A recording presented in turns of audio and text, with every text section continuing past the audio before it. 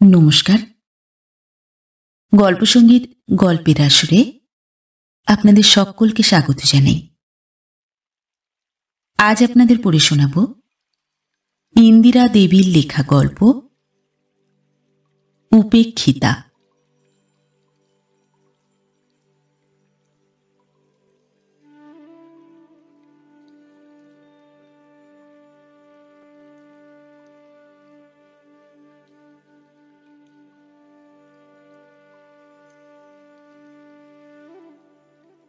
মনিদা, তুমি নাকি বিলেত যাবে, সাহেব ডাক্তার হবে? অস্তগমনের পূর্বে সূর্য তখন আপনার সমস্ত কিরণটুকু নিঃশেষে ঢালিয়া দিয়াছে। দারুণ গ্রীষ্মে বায়ু একেবারে বন্ধ হইয়া গিয়া একটা গুমোটে সৃষ্টি করিয়া তুলিয়াছে। ছোট ঘরে জানালা খুলিয়া দিয়া বাহিরে সেই রৌদ্র ঝলসিত গাছপালার দিকে একবার চাহিয়া মুখ ফিরাইয়া প্রশ্নকারিণী বালিকা ছাত্রীর প্রতি চাহিয়া মনীন্দ্র কহিল, হ্যাঁ মিনু, আমি বিলেত যাব, এই বৃহস্পতিবারেই যাব। বৃহস্পতিবার? কেন তুমি বিলেত যাবে মনিদা? হারু কাকা বলছিল বিলেত গেলে জাত যায়, সাহেব হয়, আর কথাটা অসমাপ্ত রাখিয়াই বালিকা মুখ ফিরাইল। শিক্ষকের বিশৃঙ্খল পুস্তকাদি যথাস্থানে গুছাইয়া রাখিতে মনোসংযোগ করিল। মৃন্ময়ীর কণ্ঠস্বরের আর্দ্রতায় মনীন্দ্র বুঝিয়াছিল সে কেবল অশ্রু সংবরণের জন্যই মুখ ফিরাইয়াছে। তাহার চিত্ত ব্যথিত হইয়া উঠিতেছিল। সেও এতক্ষণ এই কথা ভাবিতেছিল, বিলাত গিয়া কি হইবে। কিন্তু পূর্বে কতদিন নির্জনে ভগবানের নিকট মনীন্দ্র এই শুভ দিনের জন্যই কত প্রার্থনা করিয়াছে। আপনার নিঃস্ব জীবনে শত ধিক্কার দিয়া ভাবিয়াছে তাহার মতো দরিদ্রের পক্ষে জীবনধারণ বিড়ম্বনা মাত্র। আজ যখন অপ্রত্যাশিত রূপে জীবনের সেই একান্ত প্রার্থনীয় দুর্লভ মুহূর্ত আয়ত্তে আসিল, তখন মনীন্দ্রর মনে হইল বুঝি এই মুহূর্ত না আসিলেই ভালো হইত। কি প্রয়োজন ছিল? না, প্রয়োজন আছে বই কি। কয়টা বৎসর বই তো নয়, দেখিতে দেখিতে ফুরাইয়া যাইবে। তারপর সে যখন কৃতকার্য হইয়া দেশে ফিরিবে, সেদিন কল্পনায় ভবিষ্যতের সেই উজ্জ্বল চিত্র ফুটিয়া উঠিয়া মনীন্দ্রকে মুগ্ধ আত্মবিস্মৃত করিল। কল্পনা রাজ্য হইতে বাস্তবে ফিরিয়া সে দেখিল সন্ধ্যা উত্তীর্ণ হইয়া ঘর অন্ধকারে ছাইয়া গিয়াছে, এবং ছাত্রী মৃন্ময়ী তাহার অসমাপ্ত উত্তরের আশা না রাখিয়াই কখন চলিয়া গিয়াছে।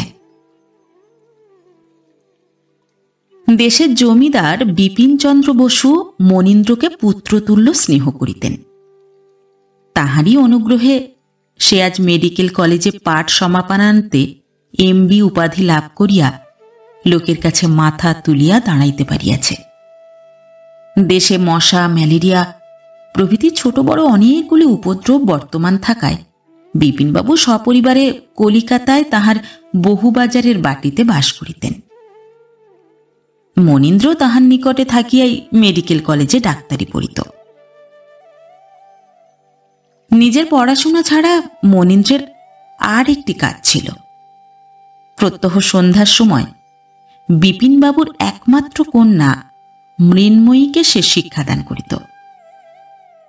সমস্ত দিনের মধ্যে এই সময়টাই মনীন্দ্রর পক্ষে একান্ত লোভনীয় ছিল। আবাল্য একত্র পালিত হওয়ায় উভয়ের মধ্যে একটা নিবিড় ভালোবাসার সঞ্চার হইয়াছিল। মনীন্দ্রর এক দূর সম্পর্কীয় ধনী জ্যেষ্ঠ তাতো ছিল। তিনি খ্রিস্ট ধর্ম গ্রহণ করিয়া জীবনে কখনো ভ্রাতুষ্পুত্রের উদ্দেশ্য লন নাই। তাহার মৃত্যুর পর অতিমাত্র বিস্ময়ের সহিত সকলে শুনিল যে সেই অপুত্রক জ্যেষ্ঠ তাতো উইল করিয়া তাহার স্থাবর অস্থাবর সমস্ত সম্পত্তি ভ্রাতুষ্পুত্রকেই দান করিয়া গিয়াছেন। উইলের কিন্তু একটি শর্ত ছিল, মনীন্দ্রকে বিলাত যাইয়া ডাক্তারি পরীক্ষা দিতে হইবে। সাধু চরিত্র মনীন্দ্রর এই আকস্মিক অবস্থা পরিবর্তনে সকলেই আনন্দ প্রকাশ করিলেন। মনীন্দ্রর বিলাত গমনে আগ্রহ দেখিয়া বিপিনবাবু মনে মনে ক্ষুণ্ণ হইলেও এতটুকু আপত্তি প্রকাশ করিলেন না। কিন্তু এই ব্যাপারে সবচেয়ে গলে পড়িল মৃন্ময়ী। সে দেখে তাহার মণিদা আজকাল সর্বদাই অন্যমনস্ক, বিষম ব্যস্ত। সে আর যখন তখন ইচ্ছামতো তাহার দখল পায় না। গ্রীষ্মের রাত্রে আহারাদির পর দক্ষিণের খোলা বারান্দায় মাতা অন্নপূর্ণার নিকট শয়ন করিয়া ইংরেজি বাংলা নানা গ্রন্থ হইতে গল্প শোনা তো একরকম উঠিয়াই গিয়াছে। লেখাপড়ায় মৃন্ময়ীর কোনোদিনই অনুরাগ ছিল না। আজকাল নাকি অন্য সময় মনীন্দ্র দেখা পাওয়া যায় না, তাই সে অত্যন্ত আড়ম্বর করিয়া পড়িতে বসে। কিন্তু মনীন্দ্রর এতই কাজ যে সে ছাত্রীর এই আকস্মিক পাঠানুরাগ অনুভবও করিতে পারে না। সংক্ষেপে পড়া বুঝাইয়া সে আপনার কাজেই মন দেয়। অভিমানে বালিকার চক্ষু জলে ভরিয়া আসে। মনে মনে সে প্রতিজ্ঞা করে কাল আর কখনোই পড়িতে আসিবে না। কিন্তু পরদিন দেখা যায় যথাসময়ের পূর্বে মনীন্দ্রর ডাকিবার অপেক্ষা মাত্র না রাখিয়া নির্লজ্জা বালিকা পিঠে বিনুনি ঝুলাইয়া স্লেট বই সম্মুখে রাখিয়া পাঠ মুখস্থ করিতে লাগিয়া গিয়াছে। বিদায়ের পূর্বে মনীন্দ্র মৃন্ময়ীর অন্বেষণে গিয়া দেখিল সে পরিবার ঘরে জানালার নিকট দাঁড়াইয়া বাহিরের দিকে চাহিয়া আছে। মিনু, আমার যাবার সময় হয়ে এলো, তোমায় দেখতে না পেয়ে খুঁজতে এলাম। এখানে একলা কি করছো? মৃন্ময়ী কোনো উত্তর দিল না, তেমনি বাহিরের পানে চাহিয়া রহিল। মিনু, আশা করি আমি চলে গেলেও তুমি পড়াশুনো ছেড়ে দেবে না। আমার বড় সাধ ছিল তোমায় খুব লেখাপড়া শেখাবো।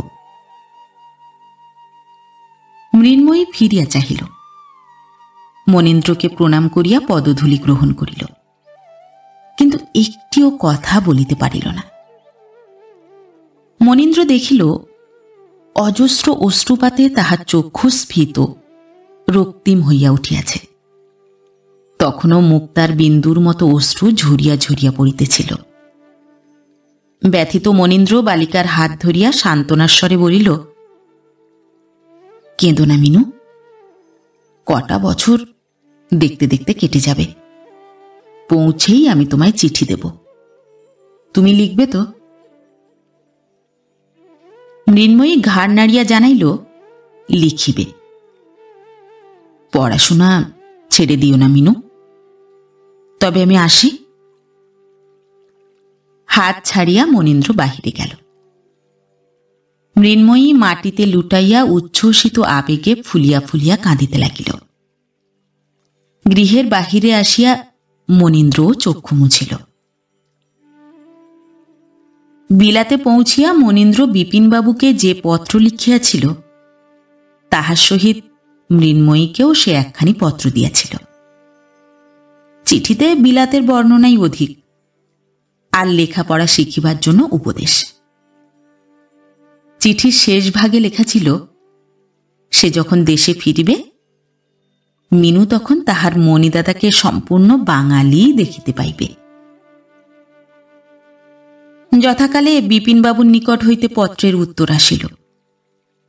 প্রত্যাশিত নেত্রে মনীন্দ্র একখানি চিরপরিচিত হাতের আঁকা বাঁকা অক্ষরের পত্র খুঁজিতেছিল। ঈপ্সিত বস্তু না পাইয়া ক্ষুণ্ণ মনে বিপিনবাবুর পত্র খুলিয়া সে পড়িতে আরম্ভ করিল। খানিকটা পড়িতেই মনীন্দ্রর মুখ রক্তিম হইয়া উঠিল।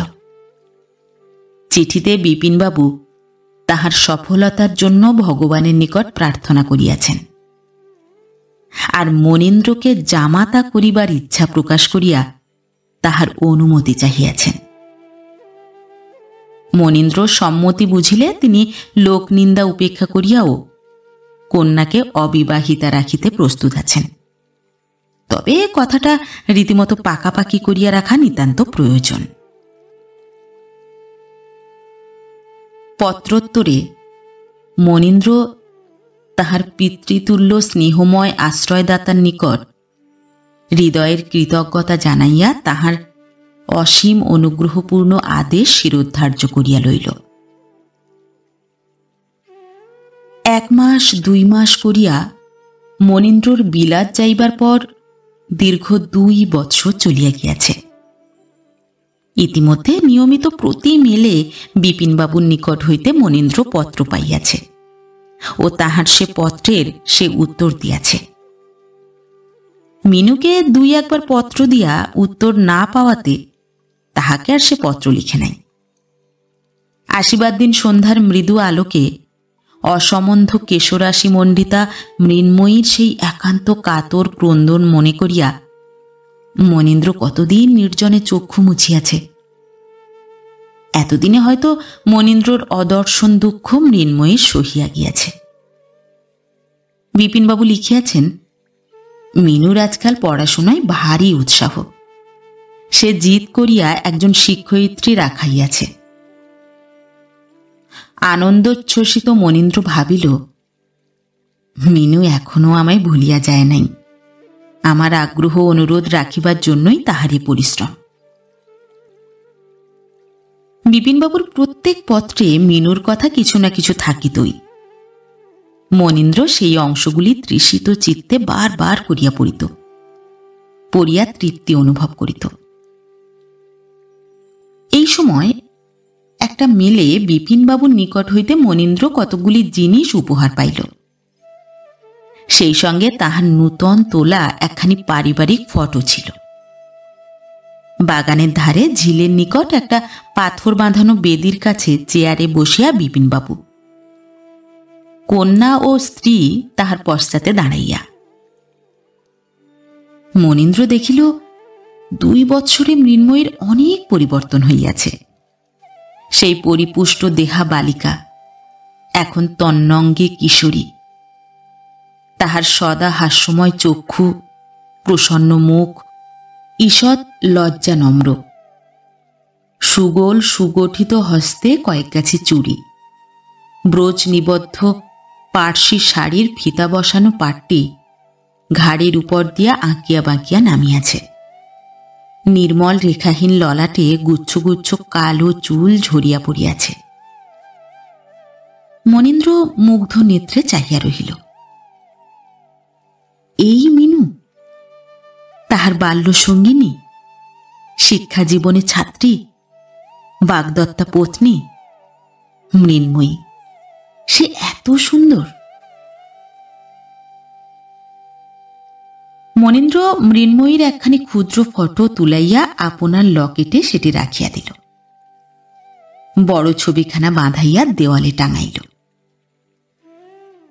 দেখিতে দেখিতে 2 বৎসর কাটিয়া গিয়াছে। এখন মনীন্দ্রর অনেক বন্ধু বান্ধব জুটিয়াছে।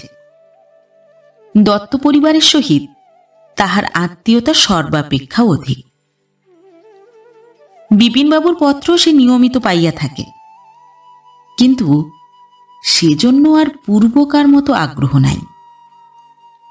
সম্প্রতি বিপিনবাবুর পত্রে সে তাহার পত্নীর মৃত্যু সংবাদ পাইল। অন্নপূর্ণা মৃত্যুর সময় ভাবী জামাতা ও কন্যাকে আশীর্বাদ করিয়া গিয়াছেন শুনিয়া তাহার হৃদয় দুঃখে চঞ্চল হইয়া উঠিল। দত্ত পরিবারের সান্ত্বনায় সে দুঃখ ভুলিতে চেষ্টা করিল। আজকাল তাহার সন্ধ্যাটা প্রায়ই মিস্টার দত্তের গৃহে অতিবাহিত হইত। অর্ধেক দিন মিস্টার দত্তের সাগ্রহ অনুরোধে রাত্রে সেখানে আহারও করিতে হয়। আর মিস দত্তের সুধা সঙ্গীতে মনীন্দ্র আত্মহারা হইয়া ওঠে। সমস্ত দুঃখ জ্বালা ভুলিয়া যায়। মধ্যে কয়দিন অমিয়ার সামান্য জ্বর হওয়ায় তাহার ভ্রাতা নির্মলের অনুরোধে মনীন্দ্রকেই চিকিৎসাভার লইতে হইয়াছিল। জ্বর যদিও 99-এর অধিক উঠিত না, তথাপি সাবধানের বিনাশ নাই। এই মহাবাক্য স্মরণ করিয়াই বোধহয় ডাক্তার সাহেব রোগিণীকে নিয়মিত 2 বেলা দেখিতে আসিতেন। এই সময় দত্ত পরিবারে আর একজনের খুব খাতির যত্ন চলিতেছিল। সে এক ব্যারিস্টারি পরীক্ষার্থীর্ণ ছাত্র, নাম সতীশচন্দ্র বসু। প্রথম দর্শন হইতেই লোকটার উপর মনীন্দ্রর কেমন বিদ্বেষ জন্মিয়াছিল, কিন্তু অনেক চেষ্টা করিয়াও তাহার প্রকাশ্য কারণ সে খুঁজিয়া বাহির করিতে পারিল না। মনীন্দ্র দেখিল মিস্টার দত্ত সতীশচন্দ্রের প্রতি অত্যন্ত অনুকূল, দেখিতেও সে সুপুরুষ, কিন্তু সবচেয়ে বিড়ম্বনা ছিল মিস দত্তের প্রতি তাহার অযাচিত অনুগ্রহ। কয়দিনের রোষ দমন করিয়া মনীন্দ্র একদিন নির্মলের কাছে অভিযোগ আনিল, সতীশ লোকটা কি রকমের বলো দেখি, আমার তো মোটেই ওকে ভালো বলে বোধ হয় না, মেয়েদের সামনে দাঁড়াবারও যোগ্যতা নেই ওর। নির্মল তাহার নীল চশমার ভিতর দিয়া তীক্ষ্ণ দৃষ্টিতে একবার মনীন্দ্রকে দেখিয়া লইল, কহিল, কেন? মিস্টার বসু কথাবার্তায় বেশ অমায়িক তো, আর স্বভাবটাও ভালো। বাবা ওকে খুবই পছন্দ করেন।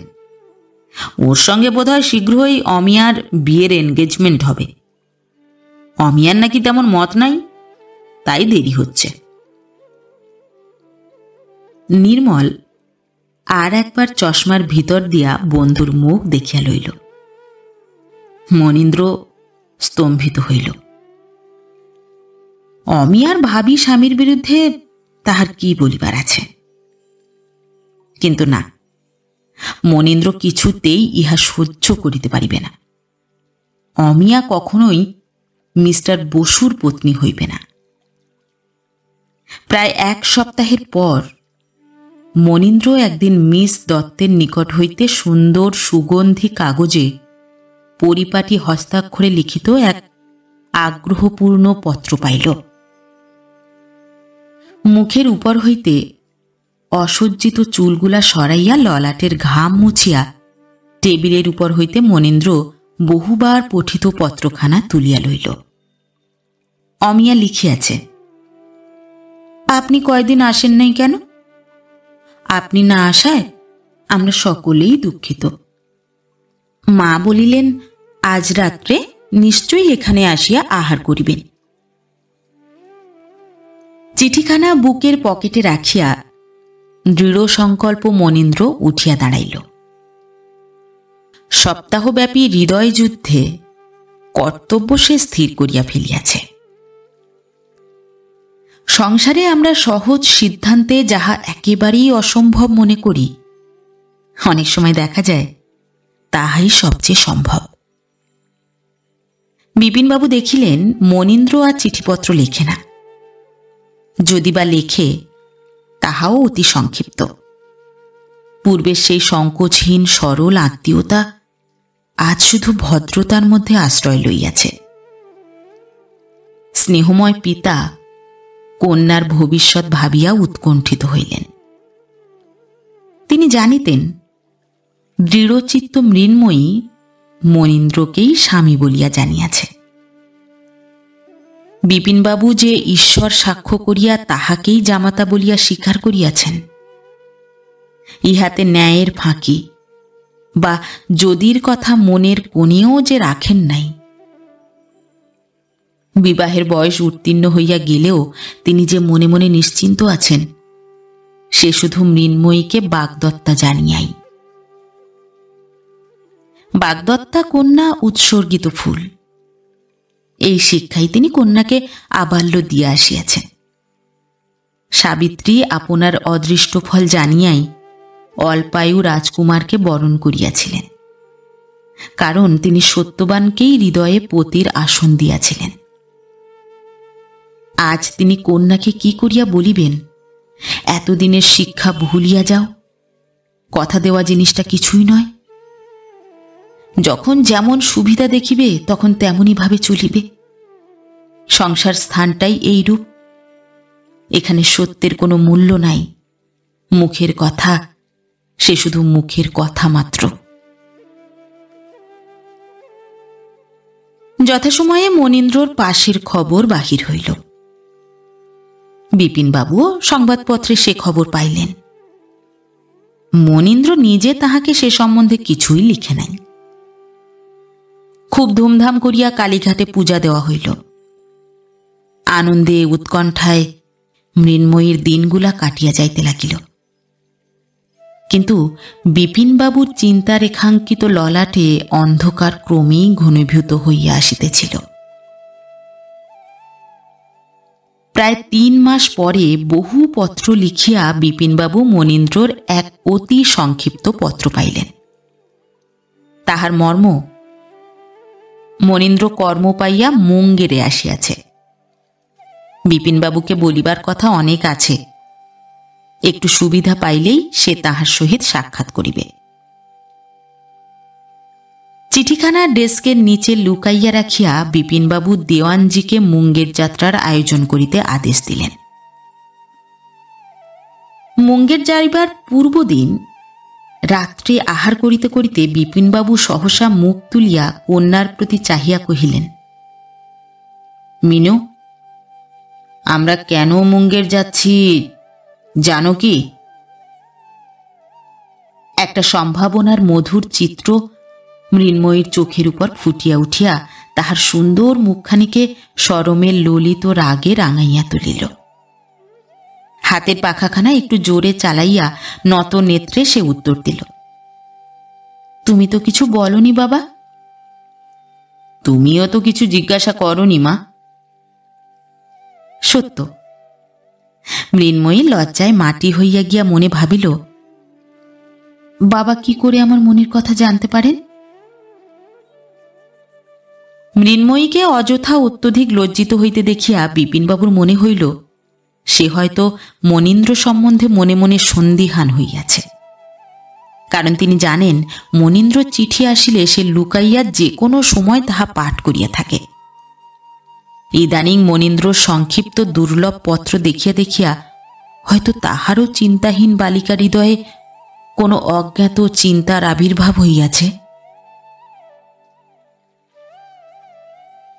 মুঙ্গের পৌঁছিয়া বিপিনবাবু ডাকবাংলাতেই উঠিবেন স্থির করিলেন। কারণ এখানে তাহার পরিচিত আত্মীয় কেহ ছিল না। একেবারে মনীন্দ্রর বাসায় উঠিতে তাহার সাহস হইল না। বিলম্বে মনে মনে অধীর হইয়া উঠিলেও মৃন্ময়ী প্রকাশ্যে কিছুই বলিতে পারিল না। পরদিন সকালে চা পানের পর বিপিনবাবু ভ্রমণের বেশে বাহির হইয়া গেলে মৃন্ময়ী তাহার ট্রাঙ্কের ভিতর হইতে অতি যত্নে রক্ষিত রৌপ্য ফ্রেমে মণ্ডিত মনীন্দ্রর ফটোখানা বাহির করিয়া দেখিতে বসিল। এখানে বিলাত হইতে মনীন্দ্র তাহাকে উপহার পাঠাইয়াছিল। স্নিগ্ধ ছবি যেন উপহাস করিয়া বলিতেছিল, ছি মিনু, তুমিও আমায় সন্দেহ করো। মৃন্ময়ী অঞ্চলে মুখ ঢাকিল। পথের ধারে উদ্যান বেষ্টিত ছোটখাটো বাংলাখানি গৃহস্বামীর সুরুচির সাক্ষ্য দান করিতেছিল। ডাক্তার সাহেবের বাংলা। বাগান হইতে বাংলায় যাইতে দুই ধারে লাল সুরকি দেওয়া দুইটি সরু পথ সর্পগতিতে আঁকিয়া বাঁকিয়া গিয়াছে। বাংলার নিকট আসিয়া বিপিনচন্দ্রের উৎসাহ সহসা অবসাদে পরিণত হইল। একটা অজ্ঞাত আশঙ্কায় তাহার গতিশক্তি নিশ্চল হইয়া পড়িল। সহসা তফাৎ যাও শব্দে চকিত হইয়া তিনি পার্শ্বে হটিলেন। ঠিক পশ্চাতেই 2-3 হাত দূরে একখানা ফিটন গাড়ি। কোচম্যান রাশ টানিয়া প্রাণপণে ঘোড়াকে সংযত রাখিয়াছে। চিন্তাতুর বিপিনচন্দ্র গাড়ির শব্দ শুনিতে পান নাই। বাগানের রাস্তা দিয়া গিয়া গাড়ি বারান্দায় থামিলে অতিমাত্র বিস্ময়ে বিপিনচন্দ্র দেখিলেন সাহেব বেশি মনীন্দ্র গাড়ি হইতে নামিয়া পার্শ্বপবিষ্টা সঙ্গিনীর সাহায্যকল্পে হস্ত প্রসারণ করিয়া স্নেহপূর্ণ মিষ্ট স্বরে বলিল, তুমি এত ভয় পেয়েছ কেন অমি? লোকটা কিন্তু কি স্টুপিডের মতো দাঁড়িয়েছিল। মানুষ এত অন্যমনস্ক হতে পারে? ভারী অন্যায়। বাড়ির মধ্যে যে এসে এসে দাঁড়িয়ে থাকতেই বা পায় কেন? আমার যেরকম আতঙ্ক হয়েছিল, হয়তো ফেন্ট হতাম আর একটু হলে। জানোই তো আমার শরীরের অবস্থা। আতঙ্কদায়ীকে দুই একটা কড়া কথা শুনাইয়া দিবার ইচ্ছায় মনীন্দ্র অগ্রসর হইয়া আসিয়া সহসা সর্পদষ্টের মতো নিশ্চল স্তম্ভিত হইয়া দাঁড়াইল। বহুকালের পর এ অপ্রত্যাশিত মিলনে পরস্পরকে চিনিতে কোনো বাধা পড়িল না। মনীন্দ্র তরিতে আপনাকে যথাসাধ্য প্রকৃতস্থ করিয়া লইল। অমিয়া তখনও দূরে দাঁড়াইয়া তাহাদের পানে চাহিয়াছিল। আপনি কই, আপনার তো আসবার কোনো কথা ছিল না? অবস্থা বুঝিতে বিপিনচন্দ্রের আর বাকি রহিল না। অত্যধিক বিশ্বাসের উপর অত্যন্ত আঘাত লাগায় সহজেই তাহার বিস্ময়ের ভাবটা কাটিয়া গেল। হ্যাঁ, আমি। তোমার আশ্চর্য ব্যবহারের অর্থ বুঝতে না পেরেই শেষে এখানে আসতে বাধ্য হয়েছি। মনীন্দ্র অতি কষ্টে ক্ষীণ স্বরে কহিল, চলুন ভিতরে যাই। আমার অনেক বলবার কথা আছে। আপনার কষ্ট করে আসবার দরকার ছিল না। আগামী সপ্তাহে আমি নিশ্চয়ই দেখা করতে যেতাম। থাক থাক, ওসব শিষ্টাচার শোনবার আমার সময় নেই। আমি কি জিজ্ঞাসা করতে পারি মনীন্দ্র, এইমাত্র যে মহিলার সঙ্গে তুমি এক গাড়িতে এলে, তিনি তোমার কিরূপ আত্মীয়? তুমি জানো, এ প্রশ্ন করবার আমার সঙ্গত অধিকার আছে। আরক্ত মুখ নত করিয়া গলদঘর্ম মনীন্দ্র উত্তর দিল, আমার স্ত্রী। আর আমার কোনো জিজ্ঞাস্য নাই বলিয়া কোনো দিকে না চাহিয়া দৃঢ় পদে বিপিনচন্দ্র চলিয়া গেলেন। স্তম্ভিত বিষণ্ণ মনীন্দ্র সেই দিকে চাহিয়া রহিল। তাহার ইচ্ছা হইতেছিল ছুটিয়া গিয়া বিপিনচন্দ্রের পদতলে পড়িয়া সে বলে, আমায় ক্ষমা করুন, না বুঝিয়া যাহা করিয়াছি তাহার জন্য ক্ষমা করুন, পিতৃস্নেহ হইতে বঞ্চিত করিবেন না। কিন্তু না, ক্ষমা প্রার্থনা করিবারও মনীন্দ্রর আজ অধিকার নাই।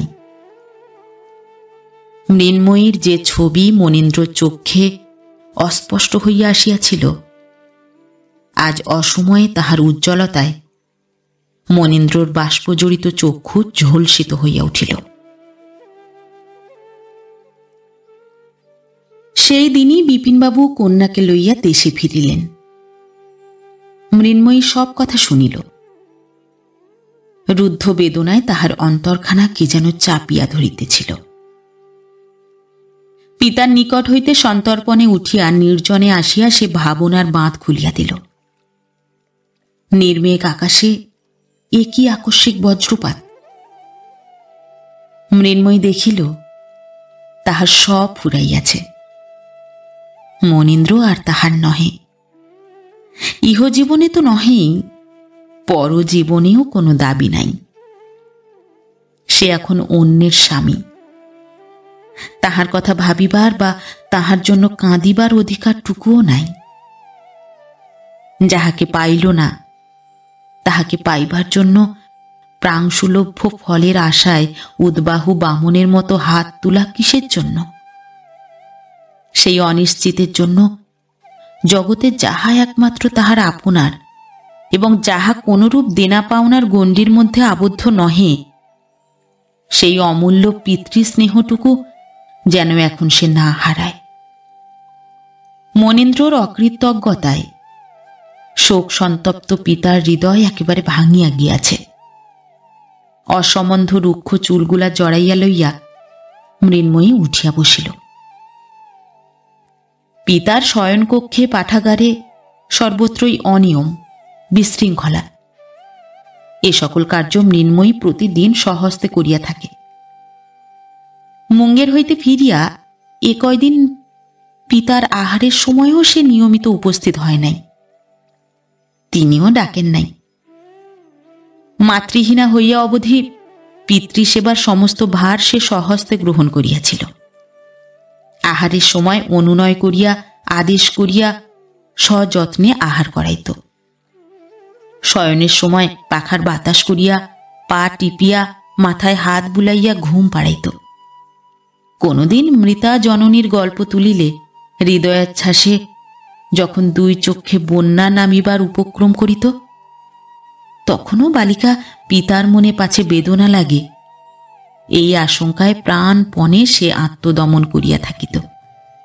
আর এই একটা তুচ্ছ ঘটনায় মৃন্ময়ী কাতর হইবে, কর্তব্য ভুলিবে?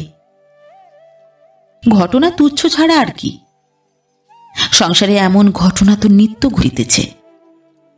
মনীন্দ্র আর এমন কি আশ্চর্য কাজ করিয়াছে? অথচ ইহার জন্য নিতান্ত নির্লজ্জার মতো সে এমন অভিভূত হইয়া পড়িয়াছে যে পিতার সংবাদ পর্যন্ত লয় নাই। ধিক তাহাকে! লজ্জিত হইয়া সে ভাবিল, বাবা, তোমার অসীম দুঃখ ভুলিয়া আমি নিজের জন্য কাতর। আমি এমন স্বার্থপর! ছি!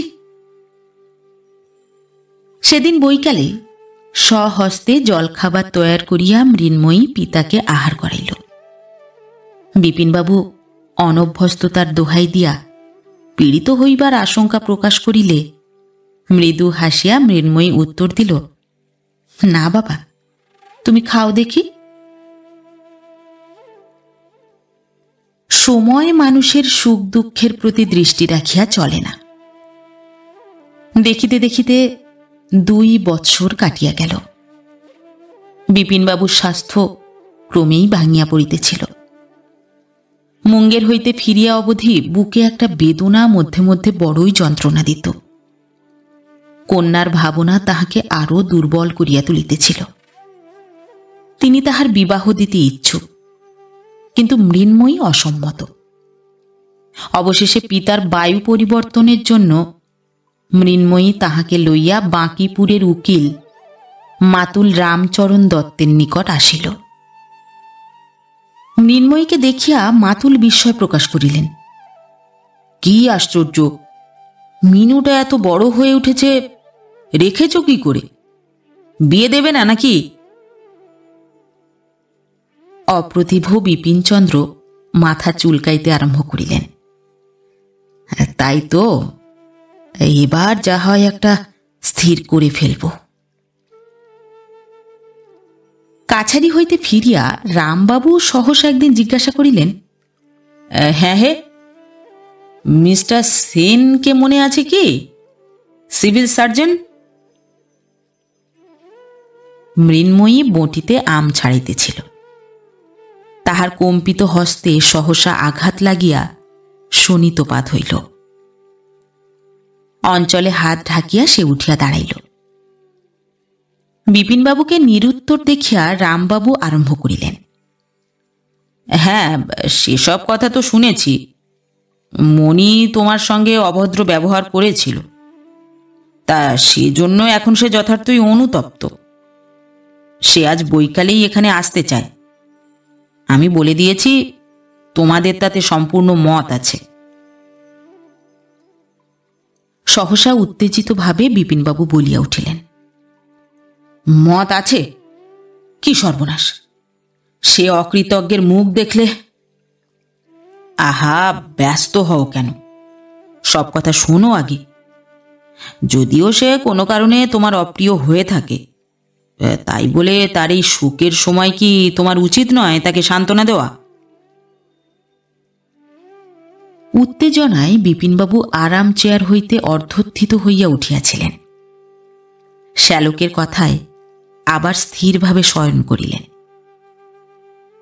সুখের সময়? হ্যাঁ, হঠাৎ বেচারার স্ত্রী মারা যাওয়ায় 2টি ছোট ছেলে নিয়ে সে ভারী বিব্রত হয়ে পড়েছে। শেষের কথা কয়টি বলিবার সময় সূক্ষ্মদর্শী আইনজীবী একবার তীক্ষ্ণ দৃষ্টিতে ভাগিনীর মুখের দিকে চাহিয়া দেখিলেন। সে মুখে কিন্তু সুগভীর বিষণ্ণতা ছাড়া অপর কোনো ভাবই লক্ষ্য হইল না।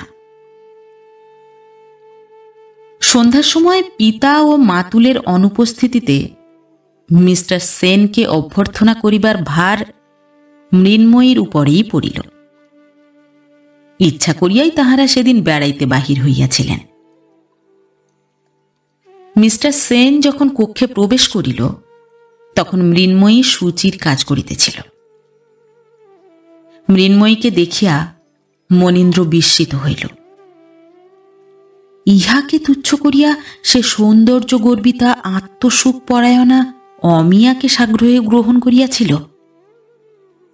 ব্রহ্মচর্যের কঠোরতায় মৃন্ময়ীর সুখ পালিত দেহ অপেক্ষাকৃত কৃশ হইলেও তাহার সুন্দর মুখে সুকুমার দেহে এমন একটা স্বর্গীয় জ্যোতি ফুটিয়া উঠিতেছিল, যাহাতে মানুষের মন আপনা হইতে শ্রদ্ধায় ভক্তিতে নত হইয়া পড়ে। দুঃখে বর্ণের জ্যোতি যেন আরও উজ্জ্বল হইয়া উঠিয়াছিল। মৃন্ময়ী সহজভাবেই মনীন্দ্রকে অভ্যর্থনা করিল। আজ মৃন্ময়ীর সম্মুখে দাঁড়াইয়া আপনার অসীম অপরাধের গুরুত্ব মনীন্দ্র প্রথম অনুভব করিল।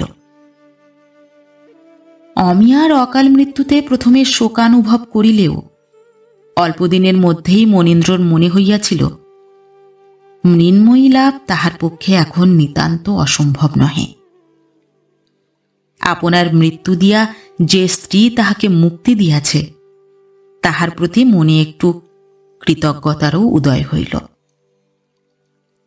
মনীন্দ্র জানিত মৃন্ময়ীর আজিও বিবাহ হয় নাই, আর শুধু মনীন্দ্রর প্রতি সুগভীর ভালোবাসাই যে তাহার একমাত্র কারণ সে বিষয়ে এতটুকু সন্দেহ নাই। এই কথা ভাবিয়া অনেক সময় সে মনে গর্ব অনুভব করিয়াছে। কিন্তু মৃন্ময়ীকে দেখিয়া আজ এখন তাহার মনে হইল সে গর্বের কোনো মূল্য নাই। সন্ধ্যা হইয়া আসিয়াছিল। বেয়ারা ঘরে আলো দিয়া গেল।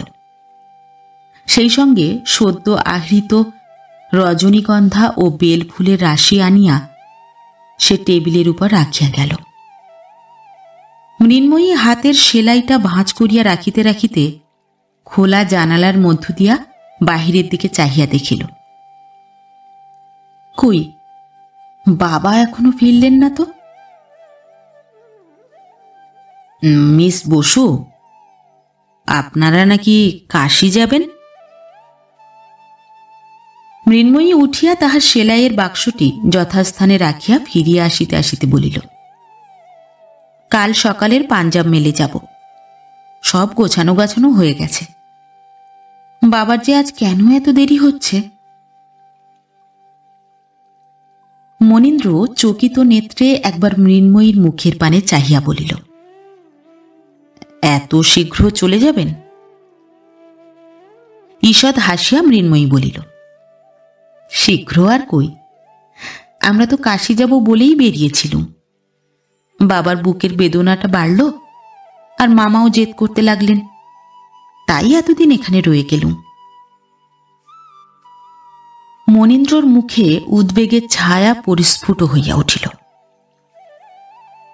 অবশ্য বাঁকিপুর থেকে কাশী এত বেশি দূর নয়, যতটা আমার মনে হচ্ছে। মনীন্দ্রর মনে কাশীর দূরত্বের কথাটাই উদয় হইয়াছে। মৃন্ময়ী যে দিন গনিয়া গনিয়া সুদূর সমুদ্রপাড়ির হিসাব করিয়া সুদীর্ঘ 5 বৎসরেরও অধিক কাল কাটাইয়া দিয়াছে। কোথায় কত দূরে, শত সহস্র যোজন সমুদ্র ব্যবধানের অন্তরালে। এ কথার যে সহজ উত্তর ছিল মৃন্ময়ী তাহা বলিল না। প্রসঙ্গ ফিরাইবার ইচ্ছায় বিষয়ান্তরের অবতারণা করিয়া সে বলিল, কই, আপনার ছেলেদের একদিন আনলেন না? তাদের সঙ্গে তাহলে আর দেখা হলো না।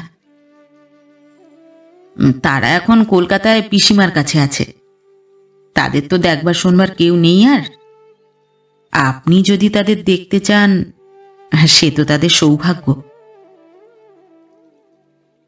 ঘুরিয়া ফিরিয়া সেই বিরক্তিকর প্রসঙ্গটাই আসিয়া পড়ে। মৃন্ময়ী উৎকণ্ঠিতভাবে বারবার বাহিরের দিকে চাহিতেছিল। পিতা ফিরিয়া আসিলে হয়। বাহিরে কুয়াশার তরল আবরণ ভেদ করিয়া চাঁদের নির্মল আলো সুস্পষ্ট হইয়া উঠিতেছে। বারান্দার সদ্য ফোটা ফুল গাছগুলার মাথায় সাদা সাদা ফুলের রাশি সৌন্দর্য ও সুগন্ধ সমভাবে বহিয়া আনিতেছিল। মৃন্ময়ী মনীন্দ্রর কথার কোনো উত্তর দিল না। চাবির গোছাটা লইয়া সে নাড়াচাড়া করিতেছিল। মনীন্দ্র উৎকণ্ঠিত আকুল নেত্রে একবার তাহার মুখের দিকে চাহিয়া দেখিল। ভাব বুঝা গেল না। সময় চলিয়া যাইতেছিল। কথাগুলা বুকের ভিতর পুঞ্জীভূত হইয়া কণ্ঠের কাছে আসিয়া ঠেলাঠেলি লাগাইয়া দিতেছে। তবু সংকোচের বাধা কাটে না, অথচ না বলিলেও নয়। এ সুযোগ হারাইলে হয়তো আর কখনো, হয়তোবা সমস্ত জীবনেও আর উপায় মিলিবে না। বিশেষত রামচরণবাবুর কথাগুলা যদি সত্যি হয়, তাহা হইলে তিনি বলিয়াছেন মিনু এখনো তাহাকে ভালোবাসে, আর সেই জন্যই সে বিয়ে করেনি। সত্যি কি মনীন্দ্র এত ভাগ্যবান? কন্যার অমতে বিপিনবাবুও তাহার বিবাহ দিবেন না। মিস বসু, আমি বেশি কথায় ভূমিকা করতে চাই না। সে মনের অবস্থাও আমার নেই। আপনার মামার মুখে শুনলাম আপনি নাকি চিরকুমারী থাকবেন, আর আপনার অমতে ওরা আপনার বিয়ে দেবেন না। কথাটা কি সত্য? সহসা এ অপ্রত্যাশিত প্রশ্নে মুহূর্তের জন্য মৃন্ময়ীর ললাট হইতে কর্ণমূল অবধি রক্তিম হইয়া উঠিল। তাহার কালো চোখে অপমানের একটা তীব্র উজ্জ্বলতা ফুটিয়া উঠিল। কিন্তু এসব প্রশ্ন করবার আপনার কোনো অধিকার নেই বোধহয় মিস্টার সেন। মনীন্দ্র হাসিবার চেষ্টা করিল, বলিল, কিন্তু আমি যদি অধিকারের আশা রেখে থাকি। সোৎসুক নেত্রে মনীন্দ্র মৃন্ময়ীর মুখের পানে চাহিল। যে অধিকার নিতান্ত নির্বোধের মতো, পাগলের মতো নিজের দোষে আমি হারিয়েছিলাম, আজ যদি নতজানু হয়ে ভিক্ষুকের মতো তা প্রার্থনা করি, তবুও কি সে আশা দুরাশা হবে? আমি জানি আমি তোমার অযোগ্য, সম্পূর্ণ অযোগ্য। তবু আমায় বিশ্বাস করো মিনু, আমি তোমায় ভালোবাসি। মুহূর্তের জন্য মৃন্ময়ীর সুন্দর মুখ রক্তহীন বিবর্ণ হইয়া উঠিল, কিন্তু তাহা মুহূর্তের জন্য মাত্র। বালিকা অসীম ক্ষমতায় শীঘ্রই আপনার বিচলিত ভাব সম্বরণ করিয়া লইল। মৃন্ময়ী নত মুখে সেলাইয়ের সুতাটা মাটি হইতে কুড়াইয়া লইয়া মৃদু অথচ দৃঢ় স্বরে বলিল, ক্ষমা করবেন মিস্টার সেন, আমাদের মধ্যে বন্ধুত্ব হয়তো চিরকাল থাকতে পারে, অন্য কোনো সম্পর্ক নয়। কে জানে এই আমাদের শেষ দেখা কিনা। আজ বিদায়ের দিনে কায়মনে প্রার্থনা করছি আপনার মাতৃহীন ছেলেরা যেন ভালো থাকে, সুখে থাকে।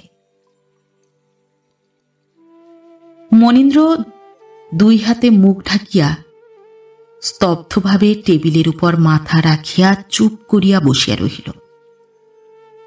তাহার কম্পিত বক্ষের স্পন্দন ধ্বনি স্তব্ধ গৃহে যেন ধ্বনিত হইয়া উঠিতেছিল।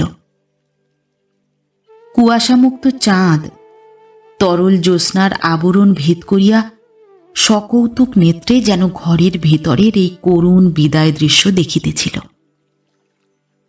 বারান্দায় টবে জুঁই ফুলের গাছ হইতে প্রস্ফুটিত ফুলের গন্ধ চুরি করিয়া স্নিগ্ধ বাতাস মৃন্ময়ীর ললাটে অলোক গুচ্ছে দোলা দিয়া ফিরিতেছিল। ক্রমে ঘড়িতে 9টা বাজিল। সে শব্দে সচেতন হইয়াই যেন মনীন্দ্র উঠিয়া দাঁড়াইল। টেবিলের উপর হইতে টুপিটা তুলিয়া লইয়া কহিল, তাই হোক মিনু, তোমার দেওয়া দণ্ড যতই কঠোর হোক আমার তা শিরোধার্য। ইহজগতে হয়তো এই আমাদের শেষ সাক্ষাৎ, কিন্তু পরজগতে যদি ভুলের মার্জনা থাকে তাহলে সেখানে আবার আমাদের দেখা হবে। মৃন্ময়ীর মুখের প্রতি না চাহিয়াই মিস্টার সেন ঘর হইতে বাহির হইয়া গেল। মৃন্ময়ীর ইচ্ছা হইল একবার ছুটিয়া গিয়া তাহাকে ডাকিয়া সে ক্ষমা প্রার্থনা করে, একবার বলে সেও বড় অভাগিনী, কিন্তু সে উঠিল না, বাঁধিয়া গেল। বাহিরে জুতার শব্দ মিলাইয়া গেলে সে উঠিয়া ঘরের আলো নিভাইয়া দিল।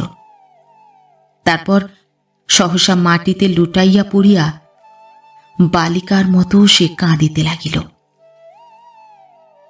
আজ 10 বৎসর পরে শেষ বিদায়ের দিনে মনীন্দ্রকে সেই পরিচিত প্রিয় কণ্ঠে তেমনি করিয়া তাহার নাম ধরিয়া সে ডাকিতে শুনিয়াছে। এই আলোকহীন অন্ধকার কক্ষের অধিকতর অন্ধকার তাহার হৃদয়ের মধ্যে মনীন্দ্রর যে উজ্জ্বল ছবি সহসা ফুটিয়া উঠিয়াছিল, মিস্টার সেনের অজ্ঞাত পরিত্যক্ত চিত্রের সহিত তাহা মিশিয়া এক হইয়া সমস্ত গোলমাল করিয়া দিয়াছে। মনীন্দ্রর ছবি খুঁজিতে গেলে মিস্টার সেনের মুখই যে জাগিয়া ওঠে। মনীন্দ্র বলিয়া গিয়াছে পরলোকে আবার সাক্ষাৎ হইবে। মৃন্ময়ী আপনার হৃদয়ের মধ্যে খুঁজিয়া দেখিল, কই, সে তো মনীন্দ্রর প্রতি কোনো কামনা রাখে না। ইহলোকে তো নহেই, পরলোকেও নহে। তবে চোখের জল বাঁধ মানে না কেন? এ কি সমবেদনা? কে জানে।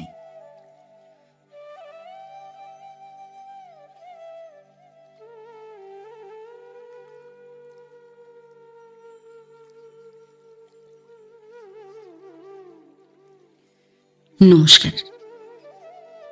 নতুন একটি গল্প নিয়ে খুব শিগগির ফিরে আসছি।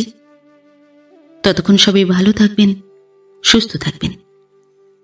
গল্প পাঠ কেমন লাগলো অবশ্যই কমেন্ট করে জানাবেন, এবং ভিন্ন ভিন্ন স্বাদের অডিও স্টোরি শোনার জন্য অবশ্যই চ্যানেলটি সাবস্ক্রাইব করবেন। ধন্যবাদ।